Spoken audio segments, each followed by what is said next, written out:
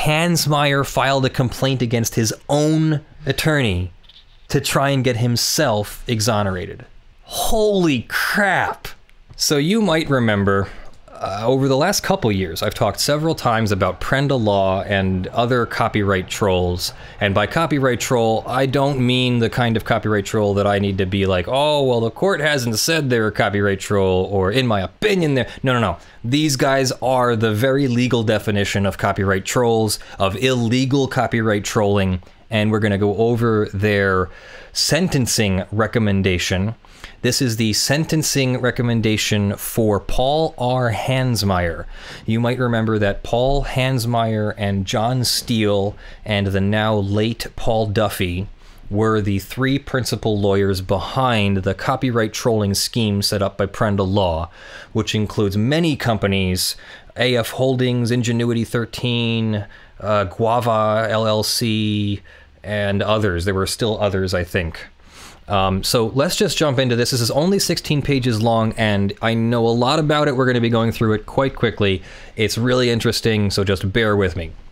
The United States by and through Erica H. McDonald, the U.S. Attorney for the District of Minnesota, and Benjamin Langner and David McLaughlin, and Brian Levine of the U.S. Department of Justice as senior counsel, submit this memorandum setting forth its position with respect to sentencing the defendant Paul R. Hansmeier.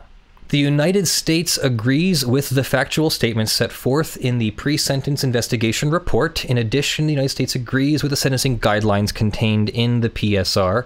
As reflected in the report, the appropriate guidelines range for Paul Hansmeier is 135 to 168 months in prison. That's 15. Is that 50? Yeah, it's almost 15 years in prison. According to the addendum, Hansmeier raises 3 objections. 2 of the objections raise legal issues as to guidelines enhancements, and the final objection takes issue with the characterization of certain conduct carried out by the defendants during the scheme. Primarily, Hansmeier attempts to denude the PSR of language that describes his motivations as fraudulent. However, the prelude to these objections indicates that Hansmeier is not requesting the PSR be changed to reflect this counterfactual narrative, but rather seeks merely to preserve these objections pursuant to Rule 11, as they relate to his forthcoming appeal challenging legality of the charges against him. As such, the government will not individually address each of the factual objections unless Hansmeier's sentencing position paper warrants a detailed response. Factual background. Paul Hansmeier was the driving force behind this massive scheme. It was Hansmeier who came up with the idea to construct a copyright settlement mill focused on pornographic films. It was Hansmeier who directed his brother to upload client movies onto file-sharing websites to lure downloaders. It was Hansmeier who drafted nearly all of the legal proceedings used to deceive judges. It was Hansmeier who invented phantom hacking allegations, and it was Hansmeier who lied to judges, dissembled in depositions, and coerced others to conceal the truth. When John Steele assumed an equal partnership in the settlement mill, Steele primarily handled the business side of operations, interacting with clients, organizing business entities, collecting payments, producing movies, paying bills.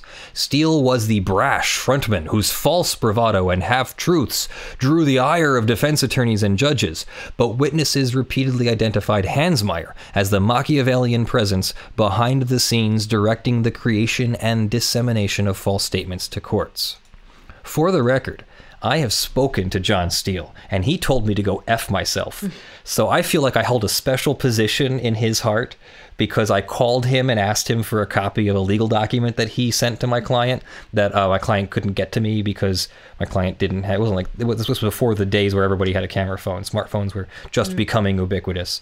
And John Steele had sent a subpoena. This was part of their thing, was he sent a subpoena from Chicago, but the case was in a different state. Like my client's in Pennsylvania, and any tortious act would have occurred in Pennsylvania, so he should be suing from Pennsylvania. But no, the subpoena's coming out of Chicago, so they would do this intentionally. So I called and asked for a copy of it because we intended to oppose it. He told me, "Go F myself," and then hung up on me. So is this the guy who's also your patron, or? No, different patron, I think. So Hansmeier repeatedly deceived courts. Hansmeier's mass John Doe copyright infringement suits were specifically designed to deceive courts into believing that real, third-party plaintiffs were suffering actual damages as a result of the unauthorized, uninvited, large-scale infringement of pornographic movies by copyright pirates. However, Hansmeier concealed critical facts from court which he knew would have been fatal to his ability to procure said authority from those courts to serve subpoenas on ISPs for subscriber information, which was the lifeblood of the scheme. Hansmeier concealed several categories of information from courts during the scheme. Hansmeier uploaded to BitTorrent websites the very movies he sued others for downloading. First, Hansmeier instructed his brother Peter Hansmeier to upload torrent files to BitTorrent websites such as the Pirate Bay, affirmatively to induce people to steal his client's copyrighted pornographic movies. Paul Hansmeier selected the pornographic movies for his brother to upload based on how attractive they would be to BitTorrent users, thus deliberately encouraging the piracy Hansmeier pretended to hate. Little piece of inside information here. The uploading of the movies, the way we defend against that would be to defend by saying that by uploading it, they wanted us to download it. Therefore, we have a license. Literally, we have a copyright license to download and possess that film or movie because you uploaded it to BitTorrent for us. This baiting of the trap is sometimes called honeypotting or seeding. Hansmeier and Steele sometimes referred to it as black helicoptering.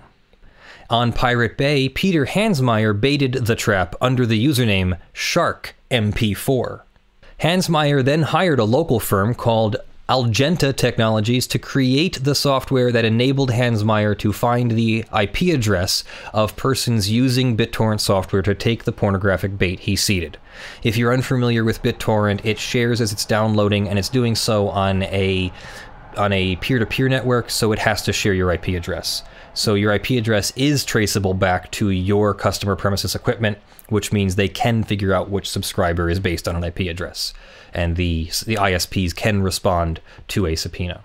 However, the software could not identify the human subscribers associated with those IP addresses. Hansmeier needed the subpoena authority of the courts to identify his actual victims.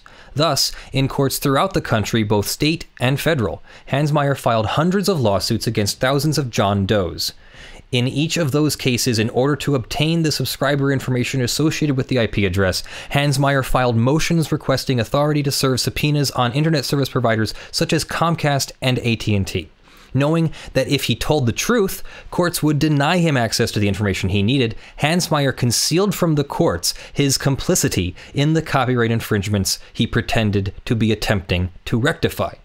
After obtaining subscriber names from the ISPs with fraudulently procured subpoenas, Hansmeier sent demand letters to the subscribers threatening great pecuniary and reputational harm if they did not pay a settlement amount of approximately $3,000. I can confirm this. My clients would complain that he had threatened to take their homes and cars and ruin their lives and families, which, believe it or not, is not something you're generally allowed to do as a opposing counsel. Especially if you're talking directly to the unrepresented opposing party, you have to put some limits in there. They expect silver-tongued attorneys to be able to convince opposing parties that bad things are coming their way. So you're only allowed to really assert legitimate claims, and obviously this was not legitimate. And we're going to take your house away over a single act of copyright infringement? Nah, that's not how that works. Hansmeier was generally content to take this step without investigating whether the subscriber was in fact the infringer. Hansmeier thus inflicted plenty of pain on persons who did not in fact download his pornographic bait. Most of the subscribers, whether the downloaders or not, chose to settle for reasons well summarized by Judge Otis Wright, United States District Judge for the Central District of California. Hansmeier has discovered the nexus of antiquated copyright laws, paralyzing social stigma, and unaffordable defense costs. And he exploits this anomaly by accusing individuals of illegally downloading a single pornographic video. Then Hansmeier offers to settle for a sum calculated to be just below the cost of a bare-bones defense. For these individuals, resistance is futile. Most reluctantly pay rather than have their names associated with illegally downloading porn. One more point here, a little bit separate. Judge Otis Wright wrote this opinion in a very memorable way. He uses this word anomaly, he uses resistance is futile, and elsewhere he uses various references to Star Trek, saying that Paul Hansmeier boldly went where no copyright troll had gone before, or something like that. So if we went over that, we can go over it again if you want at some point, but if you want to read it for yourself, it's the Judge Otis Wright Prenda Law opinion. It's otherwise known as the Star Trek opinion. Hansmeier and Steele owned and controlled the plaintiffs. Second, Hansmeier misrepresented in every case brought on behalf of AF Holdings, Ingenuity 13, and Guava LLC, that these plaintiffs were owned by others when in fact Hansmeier and Steele beneficially owned these companies. Hansmeier concealed that he and Steele were the real parties in interest because he knew that many judges would scrutinize the requests for subpoena authority more carefully if the lawyers bringing the cases were also the interested parties. Hansmeier went to great lengths to disguise this fact, including, as discussed below, committing and suborning perjury. Hansmeier and Steele created pornographic content for the sole purpose of extracting settlements. And you might want to back up because I kind of skimmed over that. Hansmeier and Steele created pornographic content. Third, Hansmeier concealed from the courts that he filmed and produced much of the pornography in this case himself, not for commercial distribution, but for the sole purpose of using the resulting pornographic movies as bait. In fact, in each of the copyright infringement complaints relating to his self-generated pornographic movies in which the purported plaintiff was Hansmeier's alter ego, Ingenuity 13, Hansmeier alleged that the sham company had been damaged by defendants' conduct, including but not limited to economic and reputation losses. This allegation must be untrue. Hansmeier never distributed these self-produced videos, called 5 fan favorites and peek behind the scenes at the show. Therefore, their infringement could not have caused economic damage, much less reputation losses, because the company had no commercial operations. Yeah. Meanwhile, the court also has a footnote here. After getting what he wanted, the names of victims to shake down and extort, Hansmeier would simply dismiss the lawsuits. He never brought any of the lawsuits to trial because their sole purpose was to extort settlements, and Hansmeier did not want to risk the scheme being unearthed. Hansmeier invents allegations of hacking. This was the next evolution of the thing. It went from copyright infringement to hacking, and then, believe it or not, after this, they also went on to the Americans with Disabilities Act, trying to extort payments out of businesses that hadn't yet put in wheelchair ramps. They would literally hire or pick up a wheelchair-bound person and bring them to a place that they knew didn't have a wheelchair access ramp yet, and then have the person attempt to access the building and then sue the company. Absolute scumbags. Finally, Hansmeier invented from whole cloth allegations of hacking. In 2012, courts around the country grew wary of Hansmeier's mass DOE infringement suits and thus began imposing restrictions upon his requests for subpoena authority. This interfered with Hansmeier's business model, which required the names of large numbers of people to humiliate into paying Hansmeier money. Remember, they would also put names and the lists of pornographic titles you allegedly downloaded on their website next to your case number, so people could find your name, case number, and the list of titles with your name all together so that you would be embarrassed into paying a settlement. Thus, Hansmeier began filing complaints falsely alleging that the persons associated with the IP address had downloaded honeypotted pornography from the Pirate Bay, had instead engaged in an entirely different kind of misconduct, specifically hacking into computer systems of an entity called Guava LLC. The story concocted by Hansmeier was that Guava, a company purportedly controlled by Mark Lutz, a paralegal working for Steele and Hansmeier, who would also then, Mark Lutz got tired of using his own name, so he made up a fake, there was a fifth person or whatever, but it wasn't Mark Lutz or Alan Mooney here. It was Mark Lutz's alter ego. I forget what the name was though, Ben Spencer, I think it was. Had computers containing adult content and members who paid for access to that adult content. Hansmeier alleged that both the pornography and the personally identifying information of Guava's paying members were being stolen by large numbers of conspiratorial hackers. Hansmeier thus asked courts for subpoena authority to identify those hackers. There was no hacking. Guava was just a name on a piece of paper with no pornography, no paying members, no computers to be hacked. The hacking conspirators Hansmeier sought to identify were merely people whose IP addresses his brother had determined were in swarms that had downloaded Hansmeier's pornography from the Pirate Bay and other sites. To smooth the path to subpoena authority, Hansmeier on multiple occasions induced an already identified downloader to agree to be sued for hacking, securing a forum for subpoena authority. In return for agreeing to be sued, Hansmeier dropped his demand for a settlement payment and agreed to dismiss the suit once the subpoena authority had been obtained. Hansmeier filed one such suit in Hennepin County, which was assigned to Judge Tanya Bransford. Hansmeier had identified an Oregon man named Spencer Merkel as a downloader of an adult movie called Amateur Allure. Hansmeier then caused Prenda Law, in the person of now deceased Chicago attorney Paul Duffy, to send Merkel a demand letter, a copy of which is attached. Merkel admitted to the downloading, but indicated that he did not have the demanded $3,400 to settle the case. Hansmeier then recruited 2 young Minnesota lawyers to unwittingly help him defraud Judge Bransford into granting subpoena authority. First, Hansmeier instructed a new Minnesota attorney named Michael Dugas, one of Hansmeier's employees, to file a complaint against Merkel in Hennepin County, Exhibit 2. The complaint alleges that Merkel hacked into Guava's computer systems, not that he downloaded the title. Second, Hansmeier recruited another Minnesota attorney, Trina Morrison, to represent Merkel. Hansmeier explained to Morrison that Merkel had agreed to be sued and allow discovery to be taken in return for Hansmeier's waiver of the $3,400 settlement. Hansmeier compounded his egregiously disgraceful misuse of Judge Bransford's subpoena authority by lying directly to her face in open court. At a January 25, 2013 hearing on motions to quash subpoenas Hansmeier had served on various ISPs, the attorneys for the ISPs informed Judge Bransford that Hansmeier was, in reality, using her subpoena authority in a hacking case to further his copyright extortion mill, and that Hansmeier had procured Merkel's consent to be sued by agreeing to dismiss the case once subpoena authority had been obtained. Hansmeier, a Minnesota attorney and an officer of the court, appeared as counsel to Guava and responded as follows. That is an absolutely false representation on their side. They have no basis for saying that this is a copyright infringement case. This is a common thing that they do, just say, well, it's a copyright infringement case, and we say back to them, okay, you think it's a copyright infringement case, prove it. So some fact that says this is a copyright infringement case. Tell us the copyrighted work. Tell us the date and time of the infringement. Show us the copyrighted work. Tell us anything that would tend to show us any correspondence from us that said this company is involved in copyright.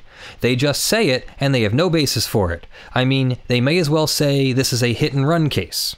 Unfortunately, Judge Bransford did not have before her the demand letter to Merkel, which says the copyright work is Amateur Allure, and that the date and time of the infringement activity was July 6, 2011.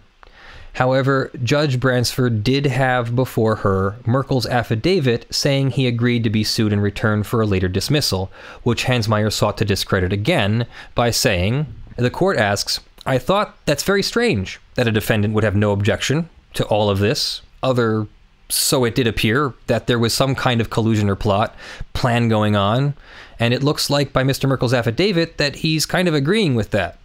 Mr. Hansmeier responds, I think it's very natural for a defendant to want to say that this case is settled and there's no reason for it to continue, but again, if there's an agreement that he's going to be exonerated from liability, I would expect to see something in writing.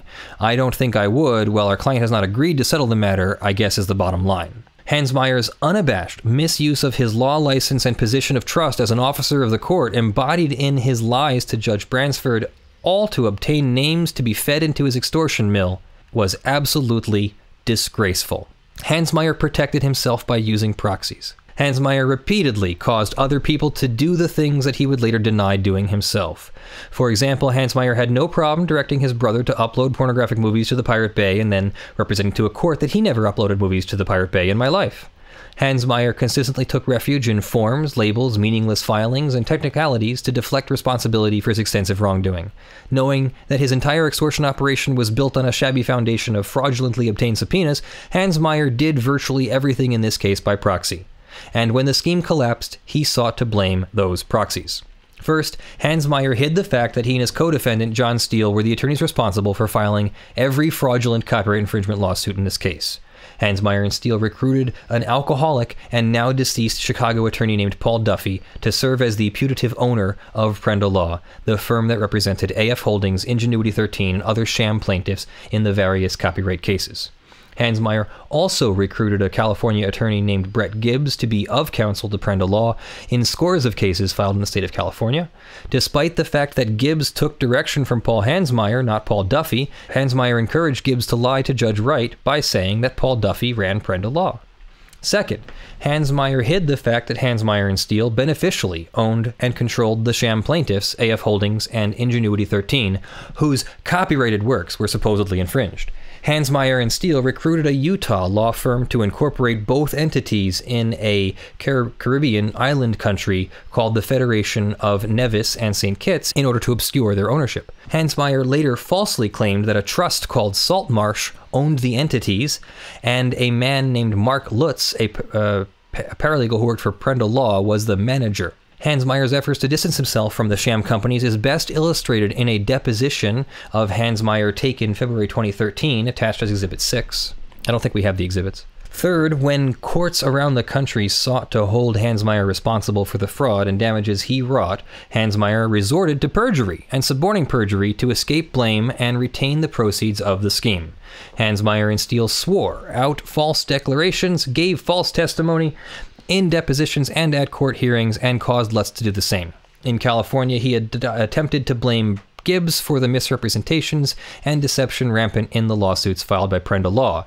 In one particular case, 12 CV 8333 in California, after the presiding judge, Otis Wright, denied Hansmeier's request for subpoena authority by showing Ingenuity 13 how it would proceed to uncover the identity of the actual infringer once it has obtained subscriber information, given the actual infringer may be a person unrelated to the subscriber, while also considering how to minimize harassment and embarrassment of innocent citizens, Hansmeier prepared a motion to disqualify Judge Wright, filed under Gibbs' name, in which Hansmeier wrote that the Honorable Judge Wright has a deep-seated hostility with which he regards this particular type of case, requiring Judge Wright's removal from the case. So wait, he filed a motion under another attorney's name.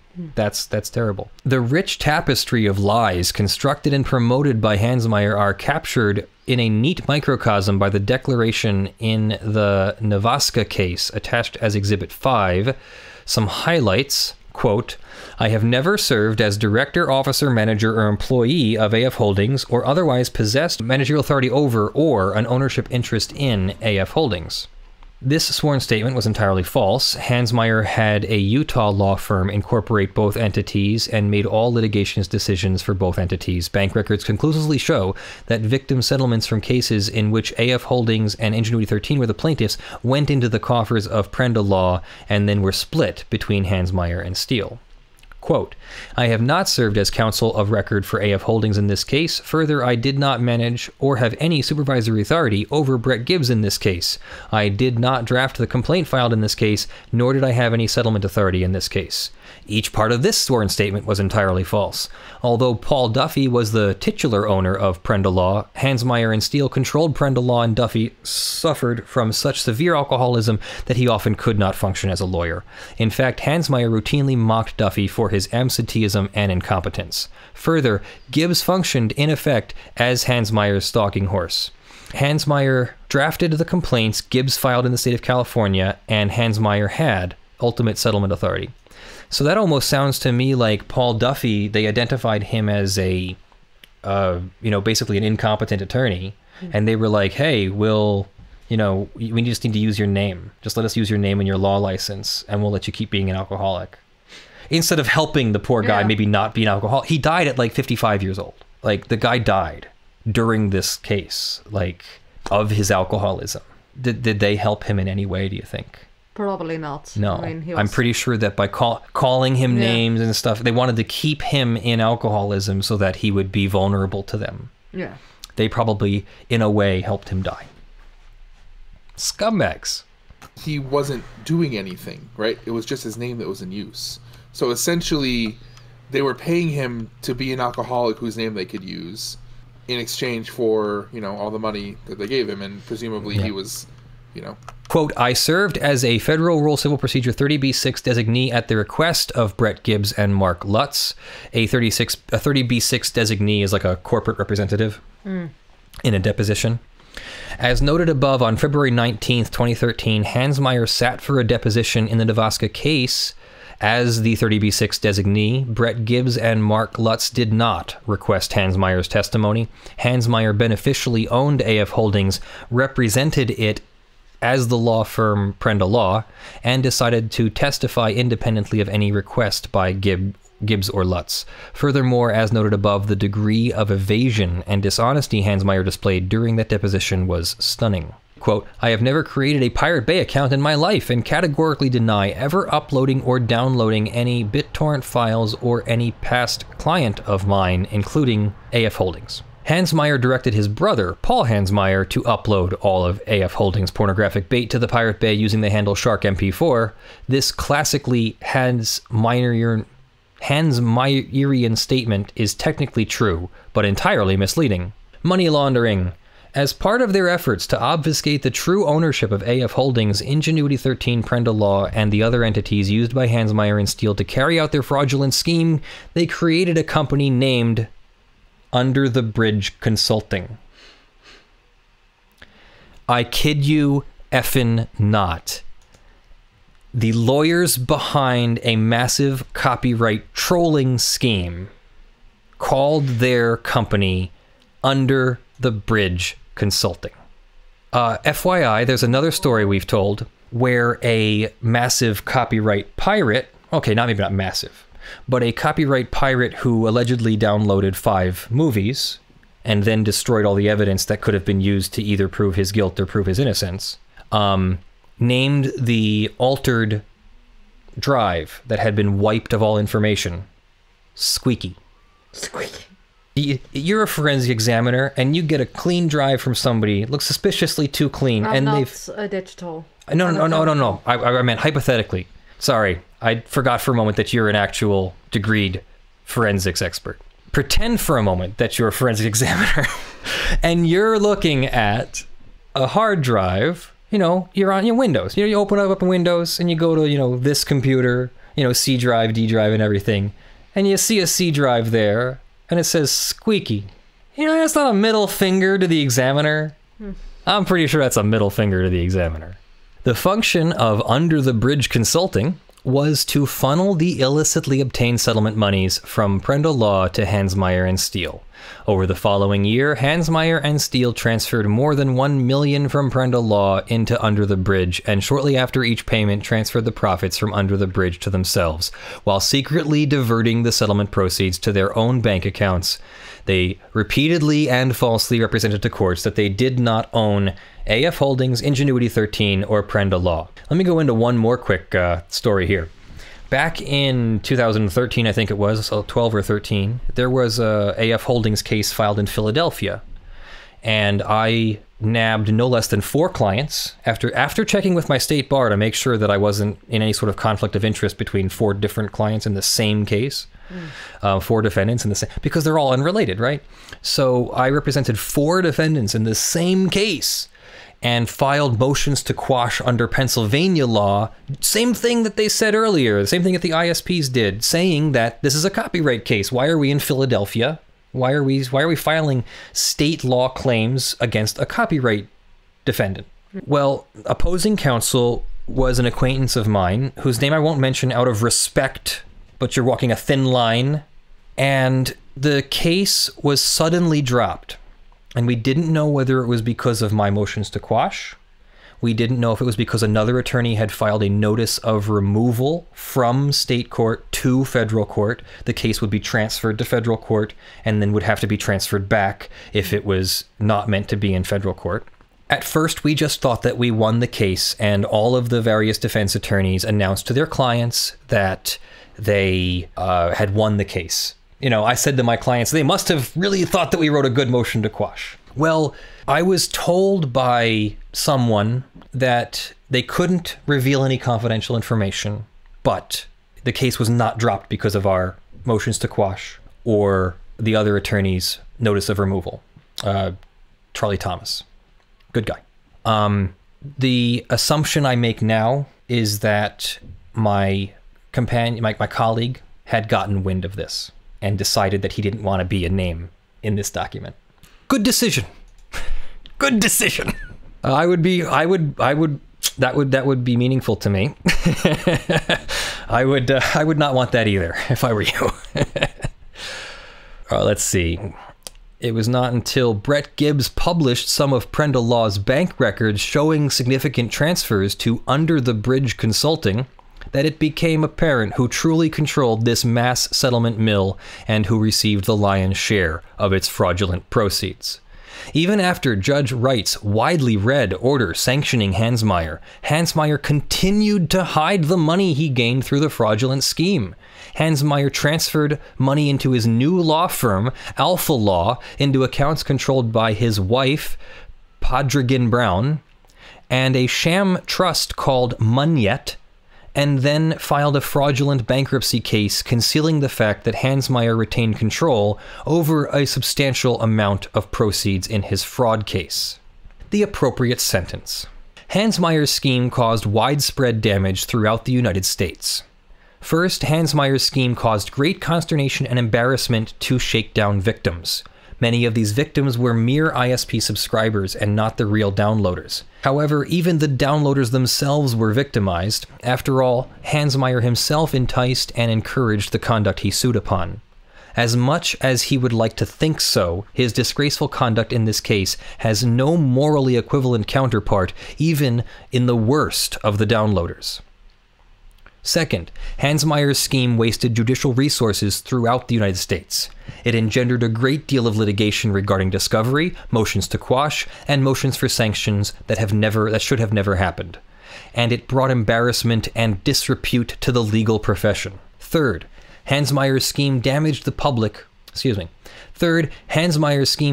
people Hansmeier used to commit this crime for him. Brett Gibbs was sanctioned by Judge Wright in California, and Hansmeier tried to intimidate Gibbs into taking the fall for every fraudulent case in California. Footnote 6 says, Judge Wright eventually reversed his sanctions order against Gibbs when Gibbs broke away from Hansmeier and began telling the truth.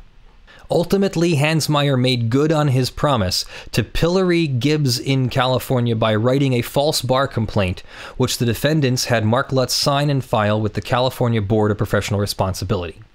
In addition, Hansmeier filed various declarations in the California courts, falsely asserting that Gibbs was the driving force behind the California lawsuits.